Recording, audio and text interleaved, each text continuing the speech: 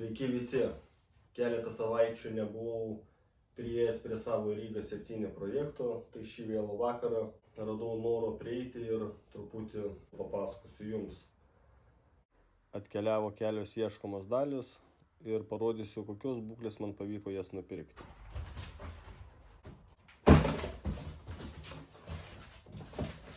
Ieškojau originalios sėdynės. Sėdynę pavyko rasti, gan neblogos būklės. Tai pirmiausia labai stebina, kai pardavėjas atsiunčia siuntą ir dar į dėžę prideda šiaip visokių šiukšlių. Ledų popierėliai. Tiesiog šiukšlės sumerktos. Ledų popierėliai, bet ledų nėra. Nu ir sėdynė. Originalios nesu matęs, nežinau kaip atrodo originaliai, bet šiaip šitą man patiko ir aš ją paliksiu kaip originalią. Aišku, reikėtų nusmeliuoti, uždėti baltą cinką.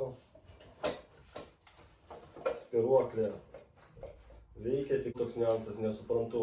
Sėdynės kakliukas. Man atrodo, kad jisai yra nupjautas, nes gamykliškai nemanau, kad eitų kreivai nupjautas.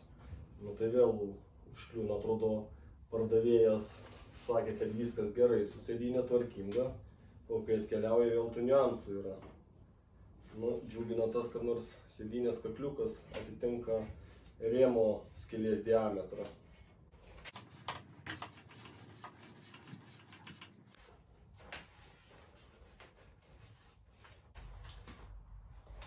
Bendrą vaizdą pažiūrėjus, tai sėdynė tokia originaliai juokinga, tai galvoju, gal mamos reikės paprašyti, kad padėtų su siuvimo darbais. Bus proga aplankyti mamą.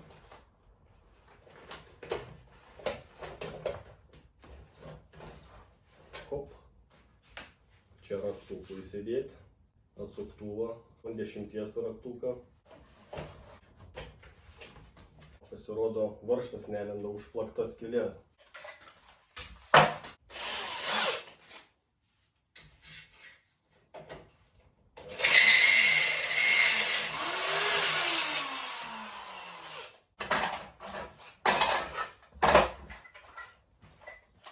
Pirmam video minėjau, kad baką pirkau, bet kamščių nebuvo. Nu tai šitas žmogus įdėjo ir kamščius, bet vėlgi įdėjo vieną geresnį, kitą blogesnį, bet man tas stovis tiek anot ir to tai ne iš geriausių. Bet vėl galvoju, kad gal gumelė čia turi būti, negi laikosi vien ant plasmasės tas sandarumas. Tokių visokių klausimų.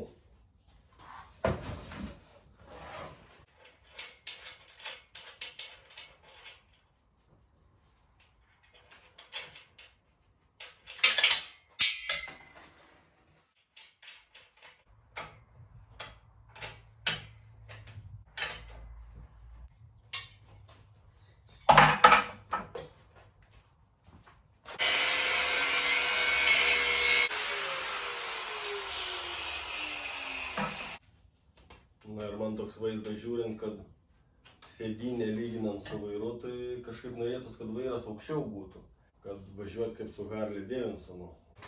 Atkeliavo dar ilgai ieškoti ratai, bet kai ratai atkeliauja, vėl aš išsigąstu, nes ratai būna tragiškos būklės. Kai pažiūriu į tą ratą, tai truputį baisu darosi. Stipinų laisvumas tai žiaurus, su tokiais aišku tikrai negali važiuoti ratais. Čia aš manau, reikia stipinus išsukti, išimti, sriegius išvalyti, rūdis pašalinti ir kad gražiai. Beje, stipinų šitą modeliukų neradau pirkti. Dar žiūrėjau nuo kitų motociklų pritaikyti, nupirkti dydžius, bet tiesiog neradau. Tai pagalvojau, kad teks tuos pačius senus restauruoti. Aišku, stipinų restauravimo tikrai nebijau. Ne vienam, ne dviem ir ne trim klientam esu restauravęs stipinus, tik šiaip tai, kad brangus malonumas. Galvoju, kad padaryti gražų blizgantį ratuką kartu su stipinais blizgančius ir viską sustiguoti. Nu, bet stipinai, kaip pažiūrėti, tikrai čia. Ištampyta, atsilaisvinę. Norisi projektą padaryti greitai, bet žiūri, kad tikrai nesigaus. Ilgai užtruks. Pažiūrėkim priekinį ratą.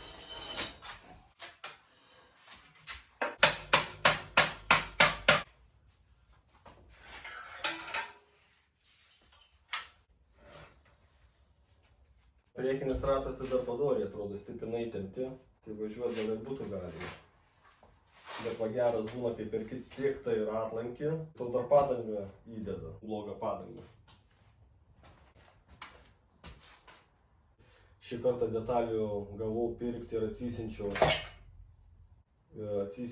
tiek, daugiau neturiu, kitų laukiu. Bandysim atsukti stipinus. Manau, kad 95% tie stipinai neatsisuk. Radau tokį dviračio stipinų galvučių raktą. Žiūriu, kad jisai puikiai tinka ir šitiem ratam. Neatsisuka jau. Su stipinu kartu sukasi. Na, su stipinų išsukimu, atnaujinimu, su paruošimu ir chromavimu, tai čia nuobodus ir ilgas kelias. Bet jeigu projektą darai savo, tai aišku reikia dantis sukasti ir su kantrybė tą darbą padaryti. Ne, stipinai neatsisuka, tai ratą mes išsiimsim.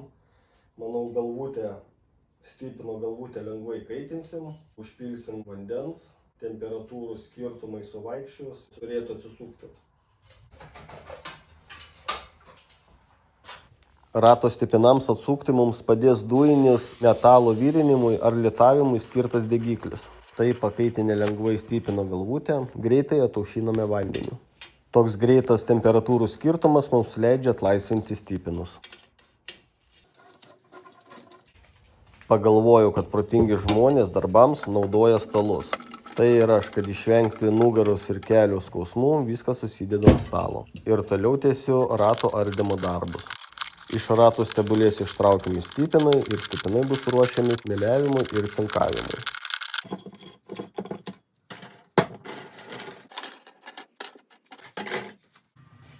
Greitai ir sėkmingai išardžius ratą, nusprendžiau, kad reikia užsiimti ir su priekiniu ratu. Ardymo darbai atliekami lygiai tokie patys, kaip ir su pirmu ratu.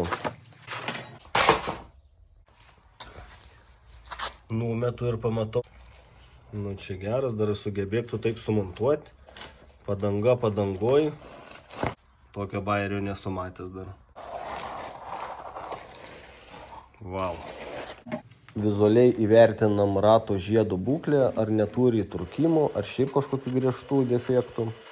Čia aš vėl pasidedu motorinį dviračio ratą ant betoninių grindų, taip stengdamasis apsaugoti stalą nuo tiesioginės ugnies ir vandens.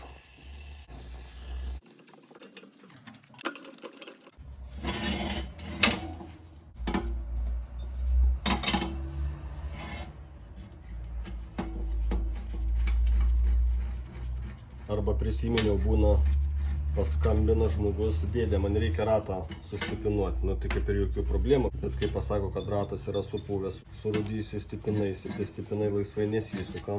Tai iki to stipinavimo dar labai toli. Tai žmonės kai kurie nelabai supranta, jie galvoja, duos seną surūdysi ratą, ten truputį stipinus pasukiosiu ir darbas baigtas. O toli gražu taip nėra. O šitie neatsisuka, tai čia dar reikės pakaitinti.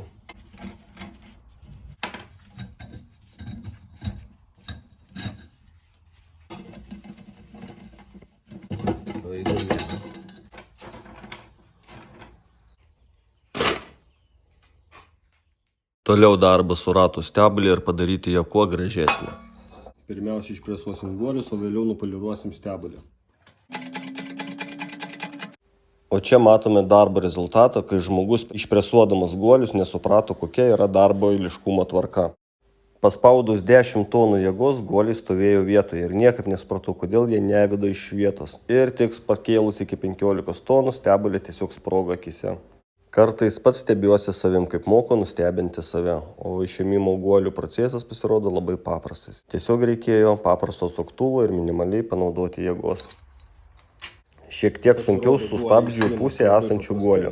Surandame guolio kraštelį, truputį jėgos ir guolis iškrenta. O toliau, manau, visiems ir taip viskas aišku.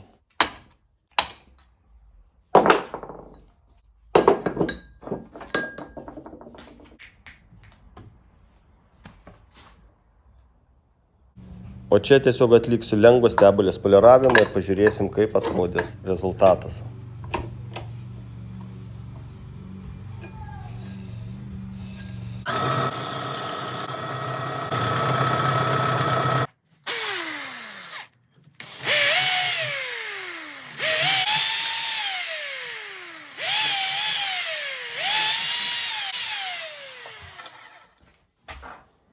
Išardžius ratus ir apžiūrėjus, suradau, kad rato žiedas turi įtrūkimų. Vėl papildomos išlaidos, laikas. Tai galiu parodyti.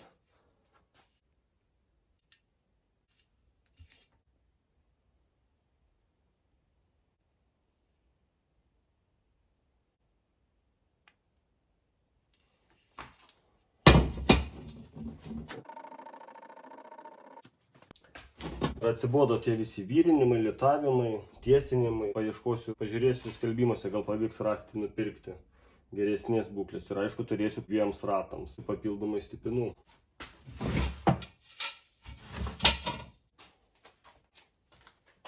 Užsikuriu kompiuterį, pažiūrėsim keletą skelbimukų ir ką mums pavyks rasti. Pagrindinė naršyklė Google, dar truputį panaršom skelbiu LT. Bet ratus randu pirkti Facebook'e senų mopedų grupėje. Nupirkau ir laukiu siuntos. Gavau kautros pranešimą, kad mano siunta jau Vilniaus autobusų stotyje. Tai nieko nelaukiam ir važiuojam pasiimti. Neįtėma, bet šiaip pagalvojau, kad naudotis autobusų siuntų paslaugomis žiauri nesąmonė. Tuo labiau, kad dabartinės siuntų tarnybos tavo siuntą pristato tiesiai į namus. Siunta jau mano rankose, dabar skubu namo pažiūrėti, kokios būklės ratus įdėjo pardavėjas.